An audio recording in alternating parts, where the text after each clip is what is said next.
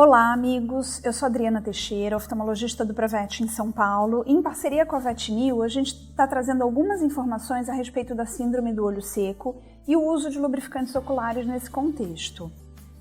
A síndrome do olho seco é definida por qualquer alteração no filme lacrimal e superfície ocular que leve a uma irritação ocular. Em alguns casos, pode haver déficit visual.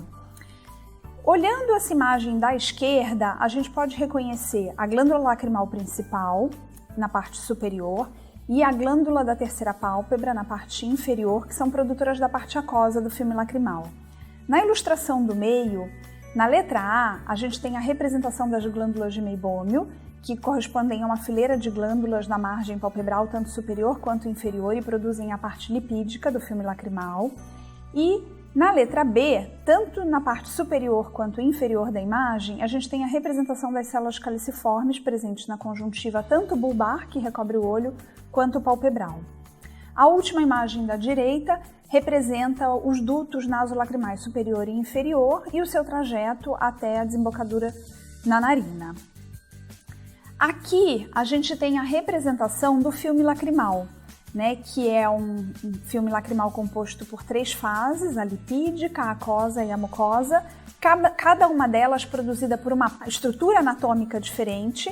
Então, a camada lipídica produzida pelas glândulas de meibômio, a camada aquosa pela glândula da terceira pálpebra e glândula lacrimal, e a camada mucosa produzida pelas células caliciformes da conjuntiva.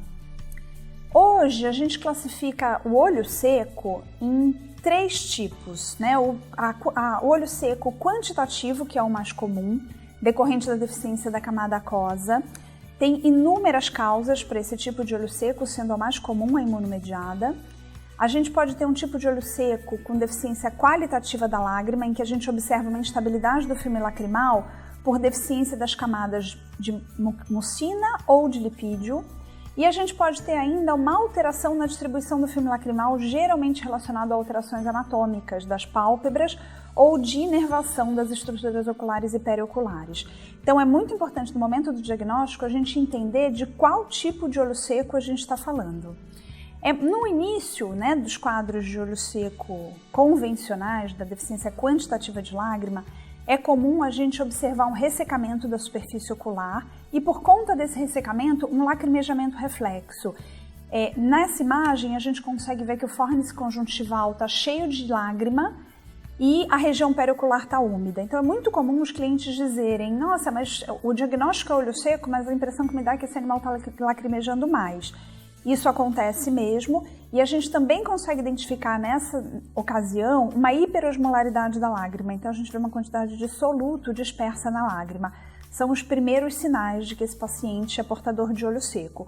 Conforme a doença evolui, os sinais vão ficando mais evidentes, e aí a gente tem olho vermelho, secreção mucoide, que é um dos primeiros sinais, e opacidade corneana. Então, na foto da esquerda, a gente consegue ver a secreção mucoide depositada na córnea e crostas nas bordas palpebrais.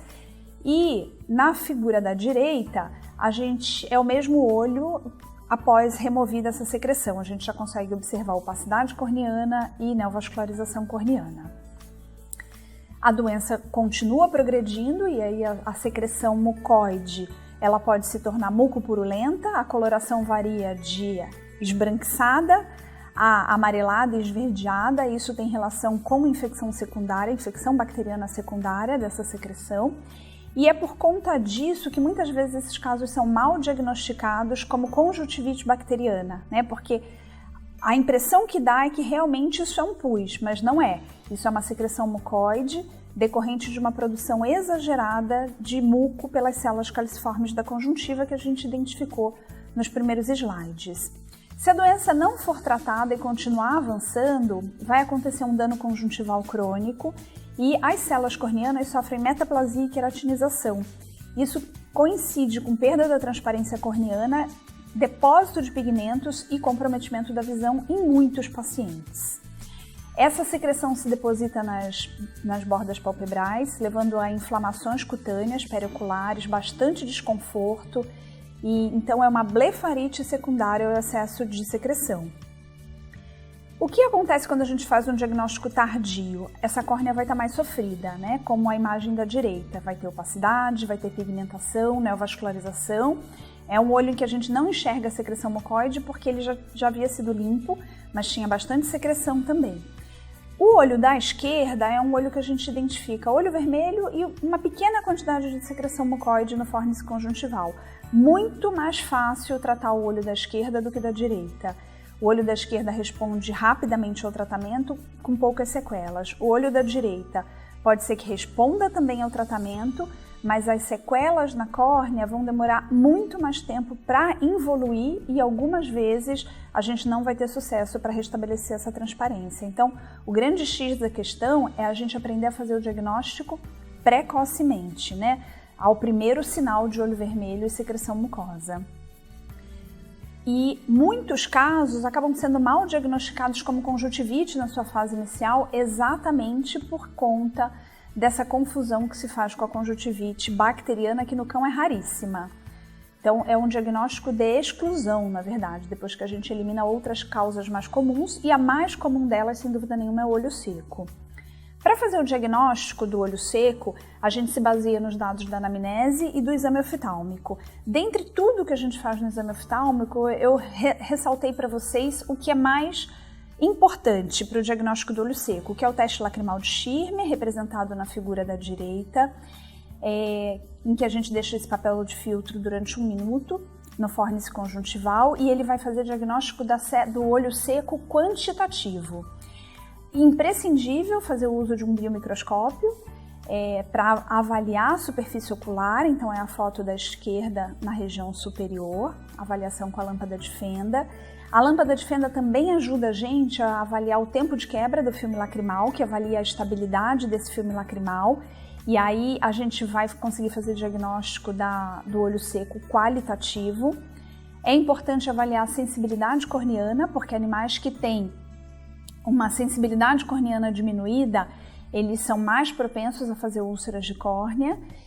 E o uso de corantes, né? A fluoresceína, que serve para delimitar a profundidade e a extensão de uma úlcera de córnea, por exemplo, e rosa bengala ou lissamina verde, que são corantes que coram células desvitalizadas da córnea, células que não estão cobertas por mucina.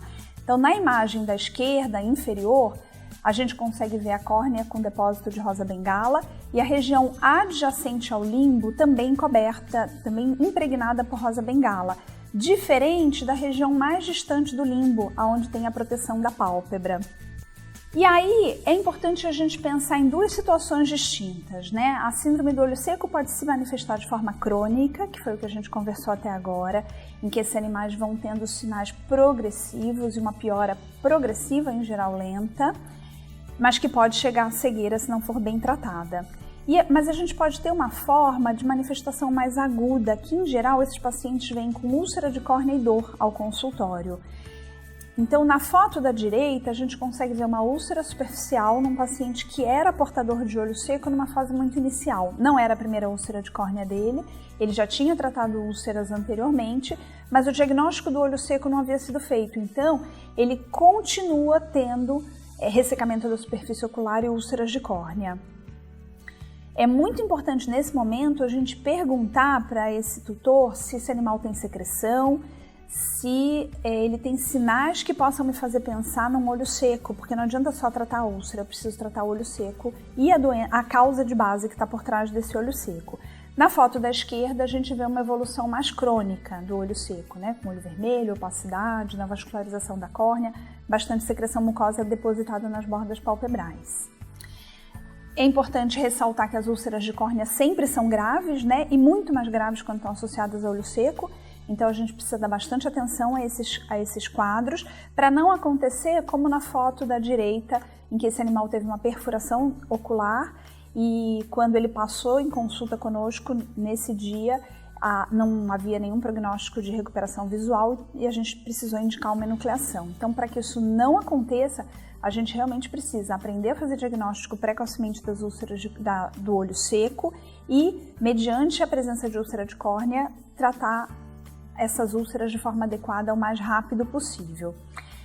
Quando a gente fala em olho seco, a gente tem uma infinidade de causas possíveis para esse olho seco que precisam ser descartadas, né? Então, nos cães, a gente pensa em doenças infecciosas como sinomose e leishmaniose, causas congênitas, induzida por medicações, principalmente sulfas, olho seco de origem neurogênica, por acometimento do 5º ou do 7º par de nervos cranianos, iatrogênica, principalmente por remoção da glândula da terceira pálpebra ou por cirurgias na face que lesem o 7º par de nervos cranianos, por exemplo, uma ablação de conduto auditivo, quando isso pode acontecer, causas traumáticas na região da órbita, secundária a outras doenças inflamatórias da órbita, ou pacientes com câncer que foram submetidos à radioterapia na região da cabeça, e doenças metabólicas, especialmente as endocrinopatias, né? Tanto diabetes quanto hiperadrenocorticismo e hipotireoidismo. A gente precisa, em animais idosos, pensar na atrofia senil, que a produção de lágrima diminui nesses animais mais velhos, e uma vez descartadas todas essas possibilidades, a gente pode pensar na causa imunomediada, que é a mais comum, e o diagnóstico dela é feito por exclusão das outras causas, né, com base numa boa anamnese, num bom exame físico e exames laboratoriais. Considerando que a causa seja imunomediada, o tratamento de escolha são os imunomoduladores, né? Então, ciclosporina ou tacrolimus podem ser usados em associação com os substitutos da lágrima. É o tratamento mais preconizado.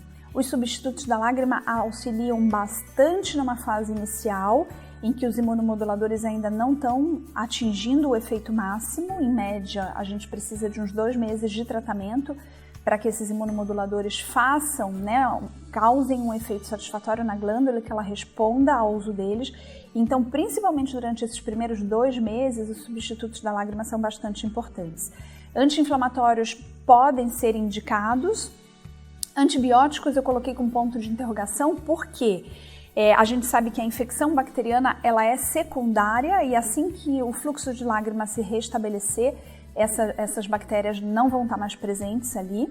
A gente pode fazer o uso de ácidos graxos, principalmente quando a deficiência for da camada lipídica, né? Esse uso por via oral. E existem opções cirúrgicas para casos refratários. A gente pode indicar cirurgia para tratamento de quadros refratários de olho seco, porém, esses animais precisam passar pela avaliação de um médico veterinário que milite na área de oftalmologia, primeiro para excluir que o tratamento médico realmente não tem benefício e não adianta mais insistir no tratamento médico, e depois para pensar para esse paciente qual seria a melhor opção cirúrgica. Os tutores precisam ser orientados que o olho seco não tem cura, mas ele tem um bom controle, o tratamento vai ser para a vida toda e o tratamento visa minimizar os sintomas, né? Alguns pacientes vão ficar 100% bem controlados da doença, mas outros pacientes vão ter sequelas, como por exemplo, esse paciente da esquerda, em que a córnea ainda está bastante pigmentada, a gente observa que a conjuntiva não tem mais hiperemia, mas a córnea ainda tem bastante pigmentação. Essa pigmentação, nesse momento, né, que o olho já não está mais tão ressecado, eu posso fazer uso de anti-inflamatórios esteroidais para tentar diminuir essa pigmentação associada aos imunomoduladores, com bastante cautela. Observar que esse paciente tem uma lagoftalmia, tem uma exposição anormal do olho, isso também contribui para o ressecamento da superfície, para a evaporação da lágrima. A ilustração do meio, pior ainda, né? Ele tem uma exposição realmente anormal do olho. Esse paciente precisa ser submetido a uma cantoplastia para diminuir essa fenda palpebral, porque por mais que a gente consiga restabelecer a produção de lágrima dele, ele não vai conseguir piscar normalmente e essa lágrima vai acabar sendo evaporando da superfície ocular. E a foto da direita, a gente observa um paciente que já estava em tratamento há alguns meses, ele respondeu ao tratamento, esse olho tinha muito mais secreção, mas ele ainda tem hiperemia, ele ainda tem neovascularização e opacidade, e a gente consegue observar a pálpebra dele em formato de diamante. Então, são 3 exemplos de pacientes que têm deformidades palpebrais e que precisam de cirurgia em associação ao tratamento médico do olho seco para que a gente possa ter um melhor resultado. Nesse contexto, a gente vai falar da indicação dos substitutos da lágrima, que são utilizados porque promovem conforto ocular, diminuem os sintomas do olho seco, que acaba minimizando a chance desse paciente se traumatizar. A frequência de uso vai depender da composição, da forma de apresentação, se solução ou gel, e da gravidade de cada caso. A gente pode indicar os substitutos da lágrima no manejo do olho seco associado ao tratamento específico da causa de base. Então, por exemplo, animais portadores de deficiência quantitativa da lágrima de origem imunomediada, eles têm indicação do uso dos imunomoduladores, só que os imunomoduladores demoram até 8 semanas para começar a agir. Então, nesse período, existe uma indicação bastante importante para o uso dos substitutos da lágrima, assim como no caso de olhos secos refratários, que não respondem ao tratamento específico. Esse paciente pode precisar do substituto da lágrima de forma indefinida. E algumas situações rotineiras, né, em cães e gatos, como por exemplo, higienização ocular, durante cirurgias em geral, em que o paciente pode permanecer com o olho entreaberto e o procedimento anestésico resseca a superfície ocular, no pós-operatório de cirurgias oculares, especialmente microcirurgias da córnea e cirurgia de catarata, antes e depois do banho, quando o olho está sujeito a algum tipo de agressão química ou física ou térmica, úlceras de córnea ou doenças dolorosas do olho, porque o lubrificante facilita o deslizamento da pálpebra sobre a superfície ocular, diminuindo o atrito, mediante o uso de medicações que ressequem a superfície ocular, como por exemplo a atropina 1%, que a gente usa como cicloplégico para aliviar a dor nos casos de úlcera de córnea. A atropina 1% resseca a superfície ocular, uso de sulfa por via oral. Então esses pacientes podem se beneficiar do uso de lubrificantes.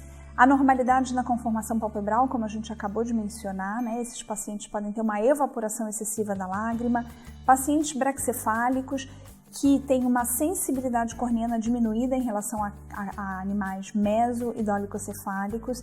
Então, por uma sensibilidade corneana diminuída, eles são mais suscetíveis a traumas e não demonstram dor. Então, para esses tutores perceberem que tem alguma coisa errada, pode demorar mais tempo e essa lesão vai se agravando. Então, quando a gente pede para esse tutor medicar esse olho diariamente com lubrificante, a gente está obrigando ele a olhar, né, esse animal todos os dias e perceber se tem alguma alteração de coloração, olho vermelho, uma vez que o paciente não vai demonstrar dor. Pacientes idosos que têm uma diminuição da produção de lágrima, felinos com histórico de infecção ocular por herpes vírus também podem se beneficiar do uso de lubrificantes. Apesar da gente ter conversado todo esse tempo sobre o olho seco nos cães, eu achei importante falar para vocês que o herpes vírus causa conjuntivite nos felinos com destruição das células caliciformes. Essa redução da quantidade de células caliciformes leva a uma deficiência de mucina, e essa deficiência de mucina causa uma inflamação da superfície ocular e perpetua o quadro de conjuntivite. Esses animais entram num ciclo vicioso que pode ser quebrado com o uso do hialuronato de sódio tópico. O hialuronato não tem a capacidade de regenerar essas células caliciformes que foram perdidas, mas ele tem uma capacidade muito grande de trazer conforto ao paciente e minimizar os sintomas do olho seco nesses pacientes. Então, pensando nisso, a VetNew trouxe para o mercado uma associação de ácido hialurônico com carboximetilcelulose. Ambos os produtos têm uma elevada viscosidade, o que faz com que o tempo de permanência na superfície ocular seja alto.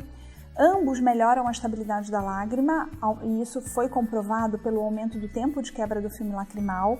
E quando eles são usados associados no mesmo produto, parece ter um sinergismo, né? Eles podem ter um desempenho melhor em comparação às soluções que usem apenas um ou apenas o outro. Os produtos que estão disponíveis no mercado são o OptiVet Tears, na forma aquosa, e a composição é a base de hialuronato de sódio a 0,2% e carboximetilcelulose a 0,3%. Queria agradecer o convite da VetNew, agradecer a presença de vocês aqui, desejo um ótimo congresso a todos e espero vê-los em breve. Obrigada pela atenção.